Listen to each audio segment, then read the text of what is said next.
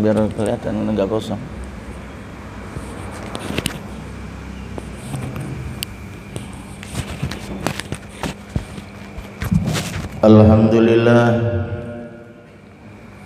Alhamdulillahirabbil alamin wassalatu wassalamu ala asyrafil anbiya'i wal mursalin sayyidina wa habibina wa syafi'ina wa maulana Muhammadin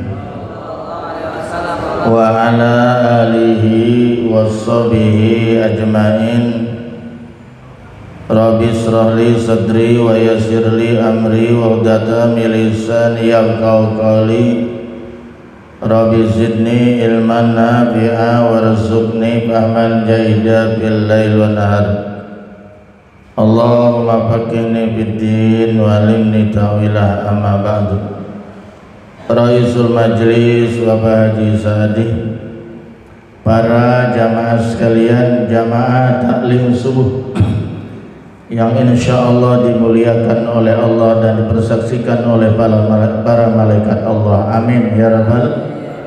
Mari kita bersyukur bahwa pada pagi hari ini kita dipertemukan oleh Allah di tempat yang mulia dan dimuliakan oleh Allah, yaitu masjid, dalam rangka melaksanakan sholat subuh berjamaah dan dilanjutkan dengan taklim subuh yang kita laksanakan setiap Ahad pagi.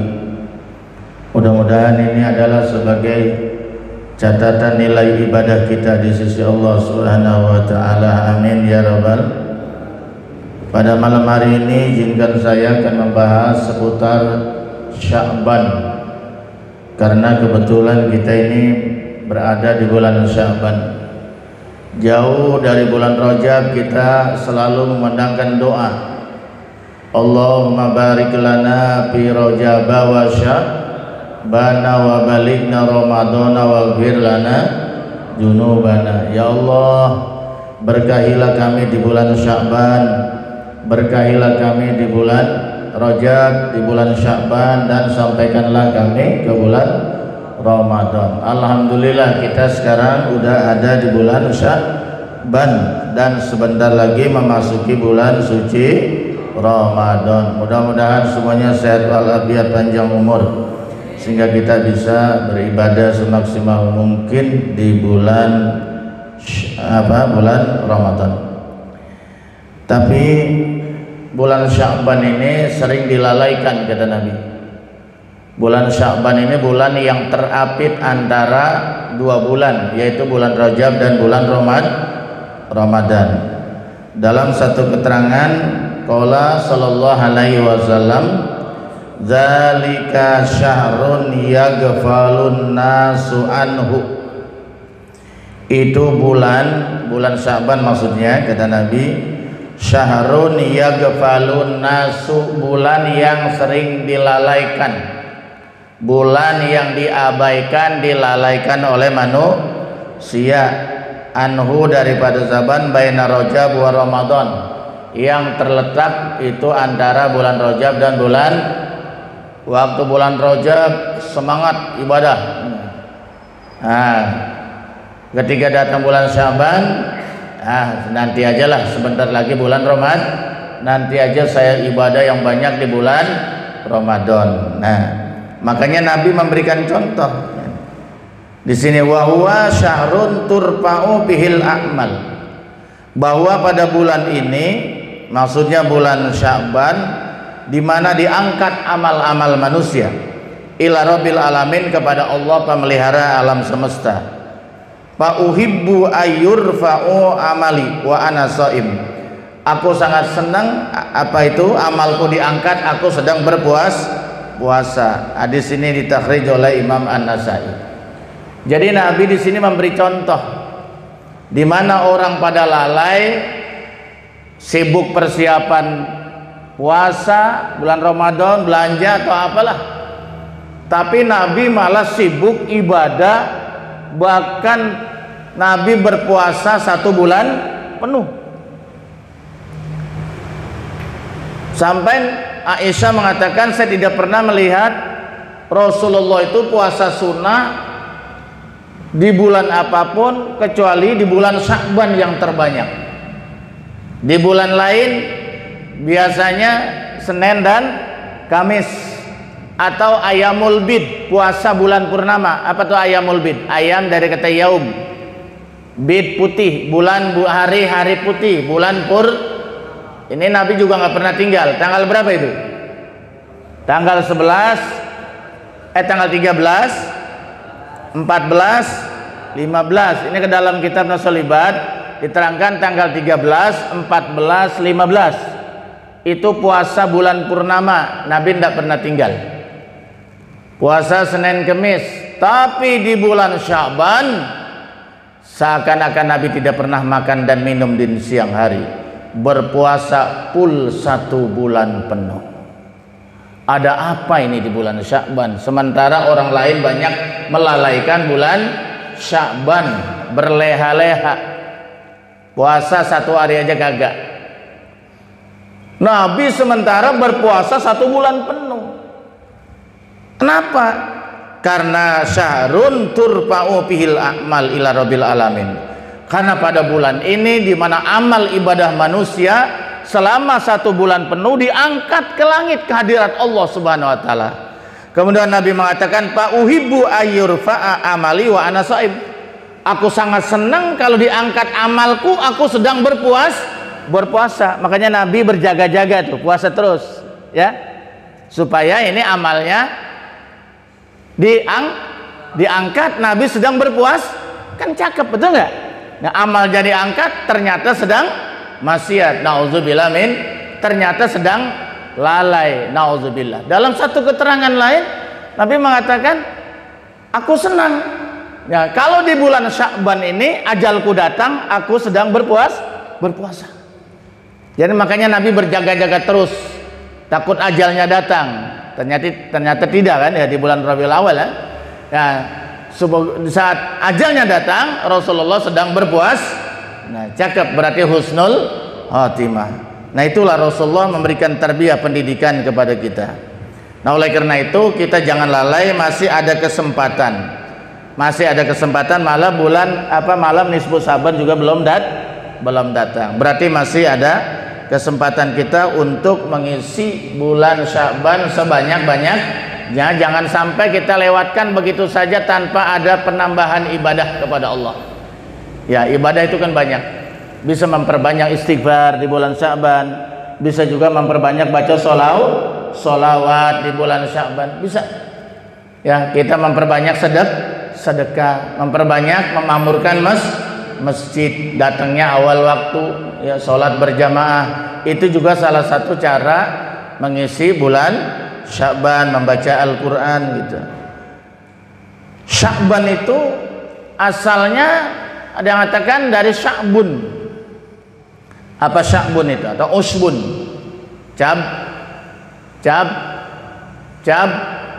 Cabang. Usbun. Mana Usbun? Pelajaran kelas 1. Usbun. Apa Usbun? Cabang. Jadi Sya'ban dari kata fa'lan, ini tersebarnya cabang-cabang yang sangat banyak. Jadi kalau ada satu cabang pohon, batang pohon, ya, itu cabangnya banyak. Bagus enggak? Bagus kan ya, rindang ya, senang kita ngelihatnya kalau pohon itu. Banyak cabangnya, rindang, adem, enak dipandang mata. Ketimbang pohonnya gering, ngelacir, gitu ya. Gitu. Jadi satu batang ini cabangnya banyak sekali cabangnya. Kalau bahasa Betawi bilang merotok, gembel ya, banyak sekali. Buahnya pun sangat banyak. Itu gambaran kebaikan di bulan Sya'ban. kenapa kita nggak ambil itu? Cabang yang begitu banyak dari satu batang, ya. Yang dalam kata lain, kalau piring bersusun-susun mungkin gitu ya. Kalau ibaratnya pasir tanah bertumpuk-tumpuk yang begitu banyak. Ini ada di bulan Sya'ban. Ada di bulan, apa itu yang sangat banyak di bulan Sya'ban? Maksudnya adalah kebaikan dan keberkahan. Jadi kebaikan dan keberkahan Allah tebar sebanyak-banyaknya di bulan Sya'ban. Makanya Nabi puasa sunahnya hampir 1 bulan penuh. Gitu. Cuman kalau kita nih, ada yang mengatakan para ulama, cukup tanggal 1 sampai tanggal 15 Sya'ban saja. Bukan nggak boleh, boleh. Kalau yang sudah terbiasa, oh saya udah terbiasa puasa Senin Kemis, setelah kunut berarti 16, 17 dan seterusnya, boleh nggak? Boleh nggak? Boleh. Yang nggak boleh itu yang nggak biasa, konyong-konyong, oh saya mau puasa ntar aja habis nisfu Sya'ban. Nah, itu nggak dianjurkan. Yang dianjurkan itu dari awal Sya'ban sampai tanggal 15. Oh saya mau puasa kodok, boleh nggak? Boleh. Kalau kodok Ramadan, boleh. Puasa nazar, boleh. Senin Kemis, boleh. Ayamul bid, bulan purnama, boleh. Malam nisfu Sya'ban itu insya Allah pada malam Senin depan. Kalau nggak ada perubahan ya. Kita kan biasanya ngambil nisful awal. Bulan Sya'ban itu kalau dibagi 2, 15 hari di awal, 15 hari di akhir. Berarti kita ngambilnya biasanya nisful awal malam 15. Ada juga yang adakan malam 16. Kalau kita ngambil malam 15 berarti jatuhnya kira-kira tanggal, ya benar malam Senin ya? Malam Senin ya. Nah itu Pak Haji Sadi kan mengajak ziarah kata jamaah itu hari Minggunya. Ya, mudah-mudahan keburu. Kalau cuma satu tujuan maka keburu ya. Nggak terlalu capek supaya malamnya bisa merayakan malam nisfu Sya'ban. Nah itu malam nisfu Sya'ban. Nah sekarang akan kita jelaskan ada apa itu sebetulnya di malam nisfu Sya'ban itu. Pertengahan. Nisfu itu artinya pertengahan. Di dalam keterangan di dalam kitab Durrah itu dijelaskan yarfa'ullahu a'malal ibad kullaha bihadzal syahr. Allah akan mengangkat seluruh amal-amal hamba yaitu pada bulan ini, yaitu bulan Sya'ban. Kapan itu? Nah, dijelaskan lagi di dalam sebuah hadis Rasulullah sallallahu alaihi wasallam, wa huwa syahrun turfa'u fihil a'mal, bahwa yaitu ada bulan di mana yang akan mana ya tadi ini an Muaz bin Jabal, ini hadisnya dari Muaz bin Jabal radhiyallahu anhu anin Nabi sallallahu alaihi wasallam, yattali'ullahu ila jami'i khalqi, bahwa Allah mengamati, yattali itu mengamati, diamatin tuh gitu ya, ila jami' khalqihi, pada seluruh makhluknya, siapa yang di masjid, siapa yang di luar masjid, siapa sedang ibadah, siapa yang tidak ibadah, gitu kan ya, itu diteliti, diamati oleh Allah Subhanahu seluruh makhluknya. Kapan itu? Ya, lailatan nisfi min Sya'ban, pada malam nisfu Sya'ban, malam pertengahan Sya'ban, Allah itu yattali'u, mengawasi, meneliti hamba-hambanya ini, siapa yang ibadah, siapa yang maksiat. Itu fayughfaru li jami'i khalqihi, akan diampuni semua dosa-dosa makhluknya pada saat itu yang mau bertobat, illa kecuali musyrikin, orang yang syirik kepada Allah. Ini bapak moyangnya dosa dah. Dosa yang tidak terampun, yaitu dosa syirik. Wa musahinin, dan juga pendengki, orang yang dengki itu. Penyakit dengki penyakit berbahaya. Penyakit dengki ini penyakit batin yang sangat berbahaya. Kenapa orang dengki sangat berbahaya? Karena orang yang dengki itu dia merusak amal ibadahnya sendiri. Orang yang hasad, dengki ini dia senang kalau melihat orang susah. Betul ya?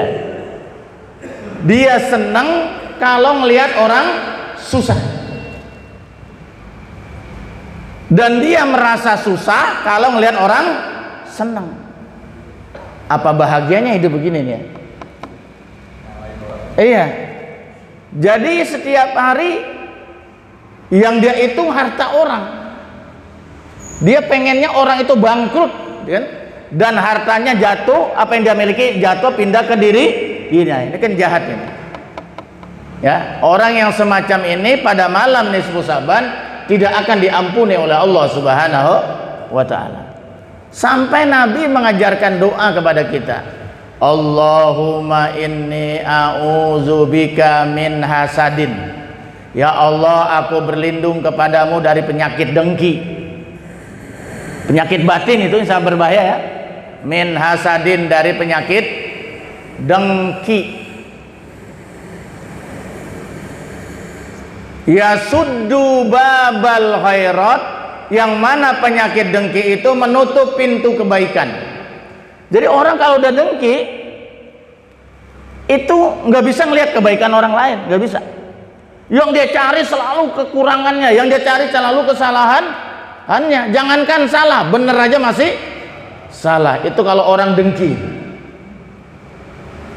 susah ya, nggak ada demennya aja udah nggak demen dia. Itu orang dengki, nggak lapang dada. Ngelihat orang pinter dengki, kesel. Ngelihat orang kaya kesel ya. Ngelihat orang beli motor meriang. Ngelihat orang beli mobil pingsan. Lihat orang bangun rumah 2 lantai mati.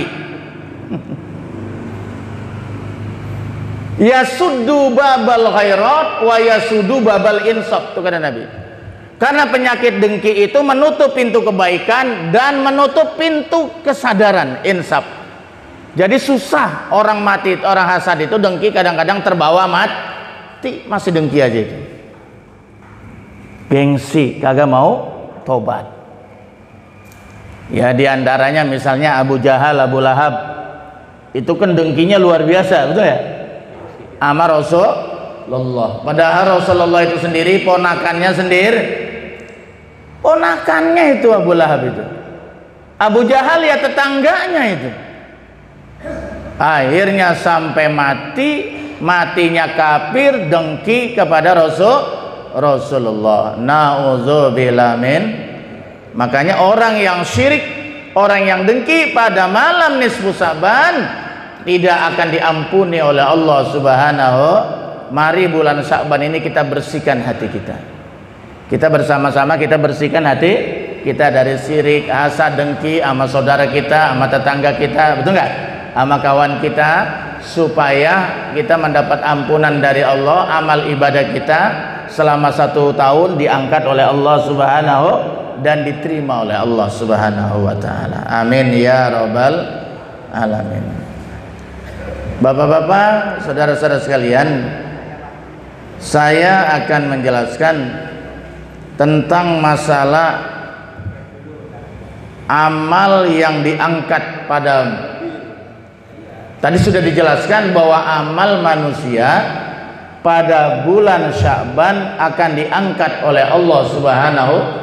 Maksudnya dilaporkan. Ada laporan tahunan, itu diantaranya dilakukan pada bulan Sya'ban. Ulama mengatakan pada pertengahan Sya'ban yang dinamakan malam nisfu Sya'ban. Itu. Qala ulama rab'ul amaliyu salasu darajatin. Para ulama berpendapat bahwa amal manusia itu diangkat ada 3 tingkatan. Ada berapa? Ada 3 laporan amal kepada Allah. Nah, ini harus kita catat, penting nih. Kita ingat betul.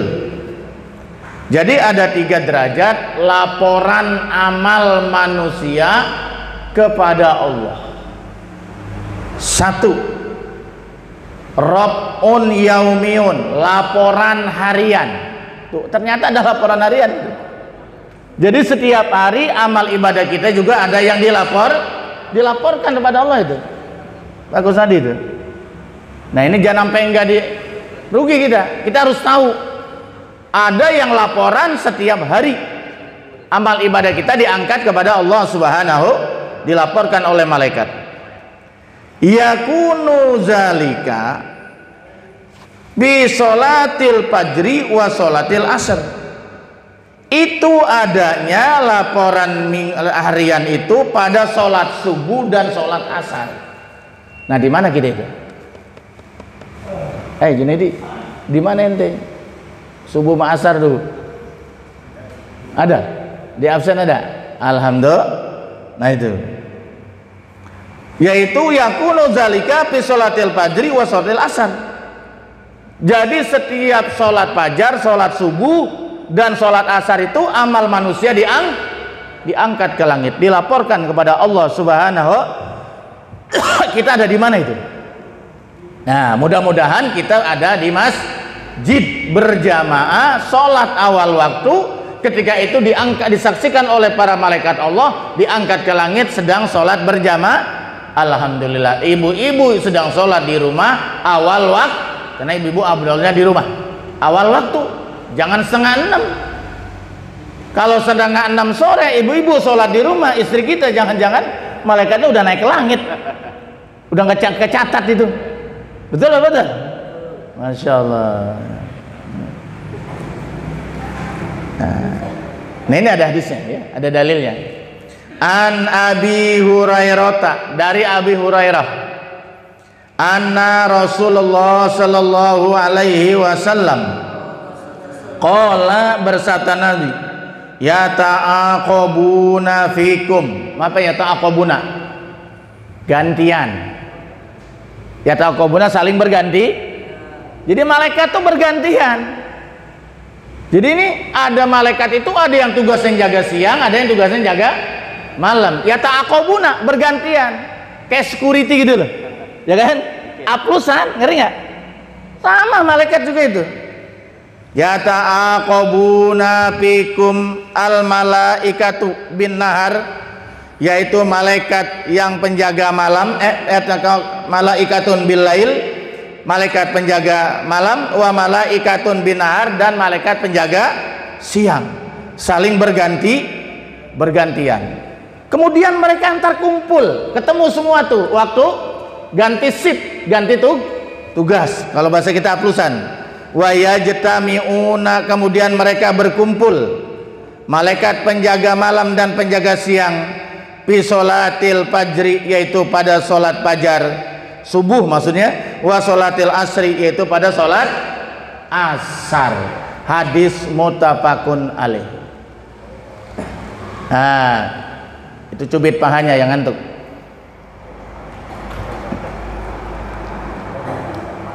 Jadi sering kita sampaikan, di dalam Al-Quran pun dijelaskan, inna Qur'anal fajri kana mashhuda, bahwa sesungguhnya sholat fajar, sholat subuh itu disaksikan oleh para malaikat Allah, kan itu ya. Quran itu Quran kan, surat Al-Isra kan, betul. Nah ini diperkuat lagi oleh hadis, wa yajtami'una fi sholatil fajri wa sholatil asr, dan kemudian mereka itu berkumpul antara malaikat penjaga siang dengan malaikat penjaga malam di waktu subuh dan asar. Ngapain? Menyaksikan hamba-hamba Allah yang sedang beribadah pada waktu asar dan pada waktu subuh. Nah, orang yang sebetul sholat subuh dan asarnya tepat waktu disaksikan oleh para malaikat Allah. Malaikat malam laporan kepada Allah, ya kan? Itu hambaku si fulan di mana adanya? Di masjid, kata malaikat. Ngapain? Nyolong sendal? Bukan. Salat berjamaah, beruntunglah dia. Si fulan ada di mana? Sedang tidur molor, rugilah dia. Begitu juga di waktu asar. Waktu asar malaikat penjaga siang selesai, ngantor dia aplusan.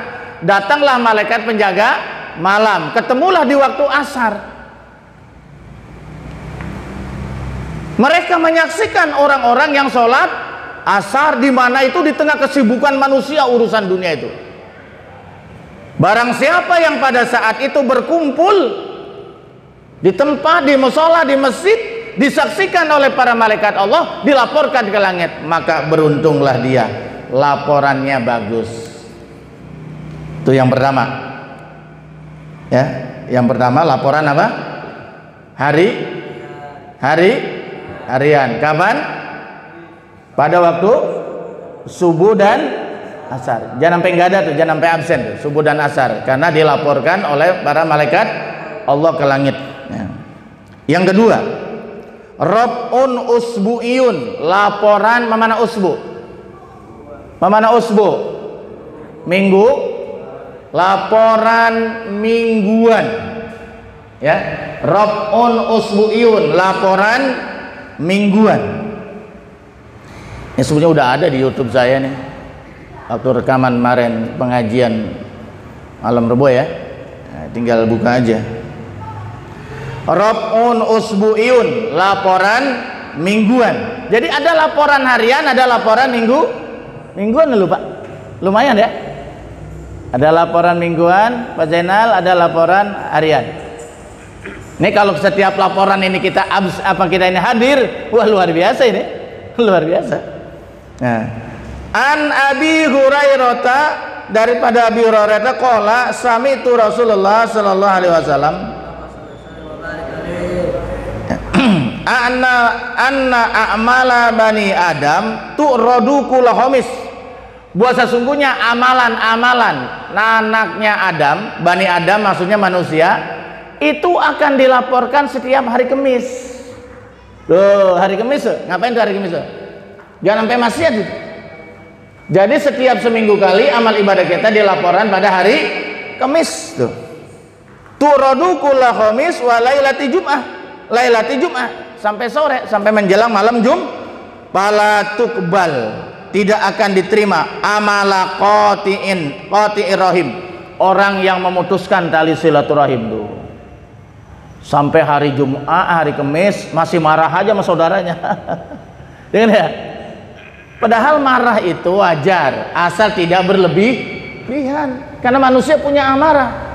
Tapi kalau marah lebih dari 3 hari, apapun alasannya haram. Ya betul kan ya? Jangankan sampai 3 tahun, 3 mulut, 7 turunan. Orang 3 hari aja, 3 hari belum baik, itu sudah haram hukumnya. Jadi biar dia rajin, dia puasa Senin Kemis, dia hari Kemis bersedekah 1 juta, 1 miliar sekalipun, tapi kalau sama saudaranya marah, mutuskan tali persaudaraan, baik saudara itu saudara nasab maupun saudara seiman seagama, lebih dari 3 hari, ditolak itu amal ibadahnya, nggak dilaporkan oleh, ditolak, nggak diangkat itu. La yahillu li muslimin, coba terusin. La yahillu li muslimin, kalau nyanyian hafal bener ya? Ayyahjura ahahu pauko salah silayalin. Aduh, kudu banyak ngapal hadis ya, Anda buat dakwah gimana? Tidak halal bagi seorang muslim marah kepada saudaranya sesama muslim lebih dari 3 hari. Itu artinya, kalau tidak halal artinya apa? Haram Pak, haram. Ini bagaimana kalau sampai 3 tahun nggak lebaran itu? Sekarang kalau 3 tahun aja nggak lebaran, aja nggak salaman, kapan salamannya itu? Kapan baiknya itu, betul ya? Kali di luar lebaran mah kagak sempet, lebaran mah kudu sempet saling memaafkan. Bayangkan itu ya. Jadi tidak boleh kita marah lebih dari 3 hari. 4 harinya udah baik dah. Baik ya. Itu. Fa yuridu hadza wa yuridu hadza. Allazi yabda'u bis awahiruhuma allazi yabda'u bisalam. Yang satu melengos, yang satu melengos. Kapan baiknya kalau begitu? Begitu ketemu di gang, waduh setengah mati itu kalau marah ketemu di gang itu. Betul. Mau kemana kita yuk? Ke kanan tembok, ke kiri tembok. Sesek enggak itu? Bagaimana kalau di galengan di tengah sawah itu? Ke kanan sawah kan ya? Nyungsep bisa. Jadi marah tuh gak enak sebetulnya, marah tuh gak enak. Tapi kata Nabi, wa khairuhuma alladzi yabda'u bisalam. Siapa yang paling baik kalau ada dua orang marahan? Bukan yang tuaan, bukan yang mudaan. Bukan yang salah, bukan yang tidak salah. Siapa yang ngajak baik duluan? Siapa yang ngajak islah duluan? Siapa yang beri salam duluan? Siapa yang salaman duluan? Tersenyum duluan? Itulah yang mulia di hadapan Allah Subhanahu.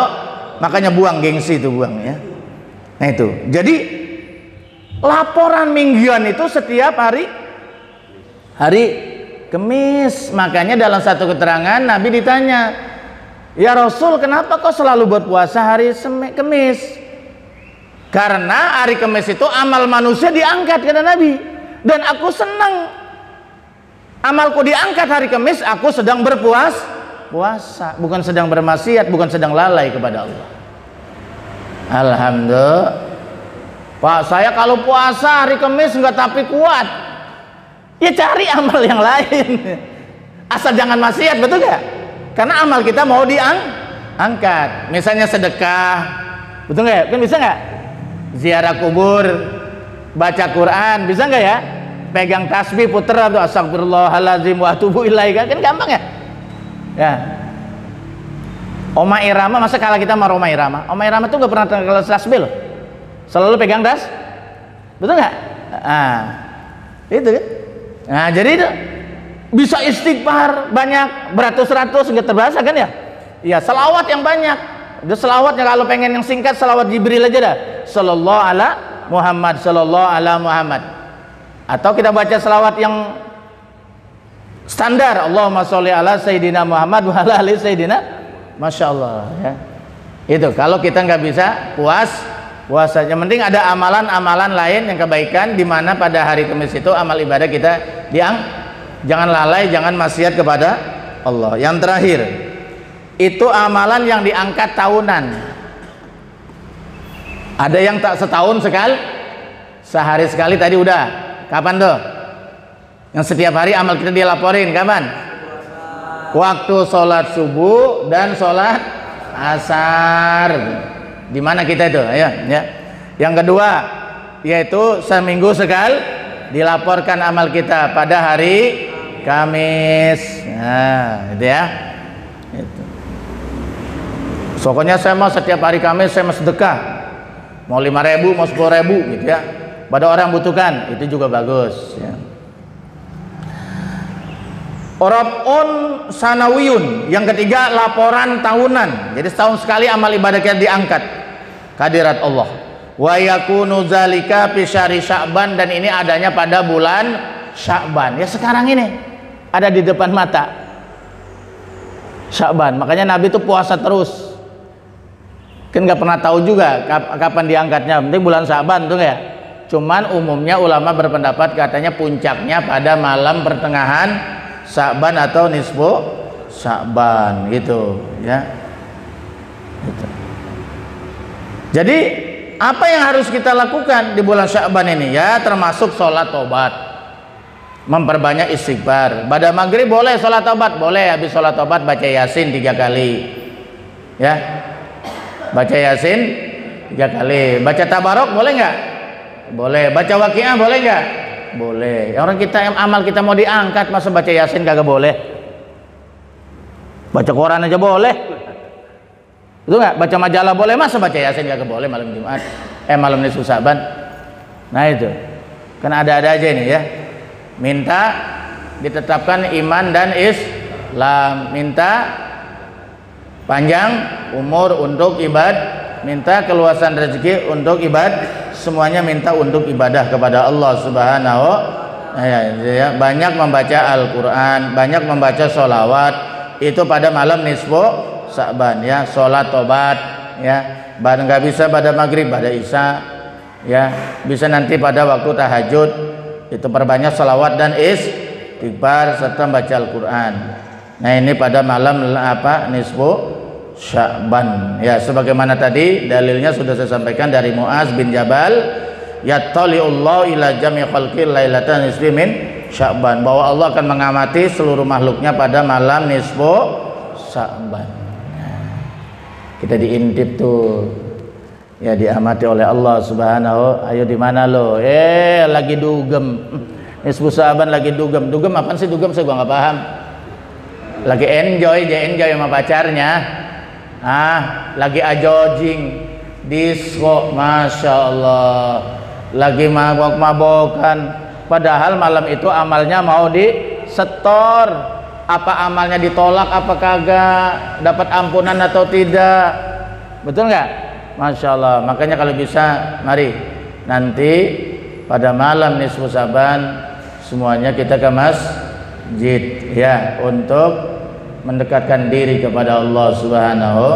Makanya mari kita sama-sama masjid kita ini kita makmurkan ya, kita makmurkan, apalagi di bulan Ramadan kita makmurkan untuk beribadah dan beriktikaf ya. Nah, setiap masuk masjid cobalah niat iktikaf, sayang kalau nggak niat iktikaf sayang, karena salah satu adab masjid itu beriktikaf. Bapak kalau mau masuk masjid kan ada doanya tuh, ada nggak di pintu tuh ditulis itu, baca salawat dulu ya kepada Nabi ya, Allah maftahli abwaba rahmatik, Allah baca salawat dulu ya gitu kan. Bismillah wassalatu wassalamu ala rasulillah. Ini kalau mau keluar Bismillah wassalatu wassalamu. Oh susah Pak Ustaz, sama Allahumma sholli ala sayyidina Muhammad, boleh itu juga. Terus Allahumma ini as'aluka min fadlik. Ini kalau mau masuk apa? Allahumma sholli ala sayyidina Muhammad wa ala sayyidina Muhammad. Allahumma aftahli abwaba. Kaki kanan apa kaki kiri kalau masuk masjid? Bapak-bapak kalau masuk masjid kaki mana? Oh saya mah mana aja. Ya jangan. Ada adabnya kalau masuk masjid kaki kan. Apa artinya? Bahwa di masjid ini tempat yang paling mulia dibandingkan ada yang lebih mulia dari rumah kita, lebih mulia dari pasar, lebih mulia dari kantor. Pokoknya masjid paling mulia. Makanya kaki kalau keluar kaki kiri. Artinya apa? Masjid di luar masjid itu kurang baik, banyak godaan, ya kan ya. Jadi yang terbaik itu adalah masjid. Kalau WC kanan begini. Kiri masuknya keluarnya kan, artinya apa? Di WC itu kurang bagus, tempat kotoran, tempat jin setan. Nah kita keluar dari kaki kan, artinya di luar WC lebih baik kan, begitu, betul nggak? Yang kedua yaitu sholat tahiyatul masjid. Kalau nggak sempat ya berarti datang kemari udah pengajian udah mulai, bagaimana caranya? Itu di dalam kitab Al-Azkar An-Nawawiyah karangan Al-Imam An-Nawawi, itu bisa diganti dengan salawat, tasbih, abaqiyah sholihah namanya. Itu Allahumma sholli ala subhanallah alhamdulillah wala ilaha illallah bar. Udah duduk nggak apa-apa. Subhanallah alhamdulillah wala ilaha illallah Allahu akbar 4 kali. Tuh, itu udah sama dengan sholat tahiyatul masjid, Pak. Karena kata Nabi kalau kamu masuk ke dalam masjid jangan duduk dulu sebelum sholat tahiyatul, menghormati masjid rumah Allah. Yang ketiga itikaf. Ini tadi niat itikaf enggak? Tuh ada baca nawaitul itikaf fi hajal masjid madumtu lillahi.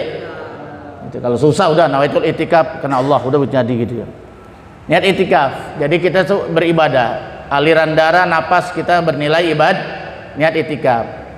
Pak saya masuk ke masjid udah komat, ya udah niat itikaf kan jadi aja dalam hati juga. Atau ntar waktu kita sila Allah manta salam wa minka salam wa alaika yaudus sila, niat itikaf jadi. Itikaf itu menurut Al-Imam An-Nawawi itu sebentar aja jadi. Misalnya merebut masuk ke masjid mau ngambil apa gitu, walaupun 5 menit 10 menit niat itikaf itu dapat pahala, tapi dengan catatan punya wudhu, karena itikaf ibadah punya wudhu. Dan kalau keluar dari masjid batal itikafnya, terputus berarti, kecuali kalau mau wudhu batal tuh nggak ada masalah. Paham ya? Nah itu nanti ini Ramadan coba biasakan niat iktikaf. Wallahu a'lam bishawab. Sekian, assalamualaikum warahmatullahi wabarakatuh.